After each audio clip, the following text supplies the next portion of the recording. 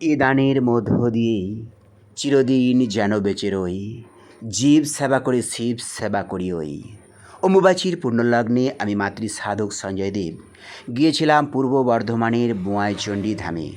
মায়ের মন্দিরে স্নান করে মাকে সাধ্যমতো পুজো নিবেদন করলাম। অন্যান্য মন্দিরে গিয়েও এটা করে থাকি, তবে দেবদেবীকে পুজো দিতে গিয়ে আমি খুব বেশি খরচ করি না। মন্দিরের বাইরে থাকা অভুক্ত অসহায়দের জন্য সব ক্ষেত্রেই একটু সেবা করে থাকি। এক্ষেত্রেও সাধ্যমতো কিছু খাদ্যদ্রব্য এবং পানীয় জল নিয়ে সবার মুখে একটু হাসি ফোটালাম।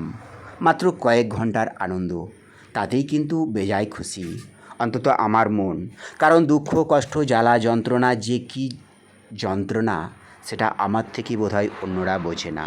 এ নিয়ে অনেকে সমালোচনা করে, কিন্তু ওতে আমার কিছু যায় আসে না।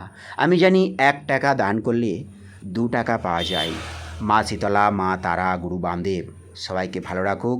মাই ভ্লগ সঞ্জয় দেব চ্যানেলে।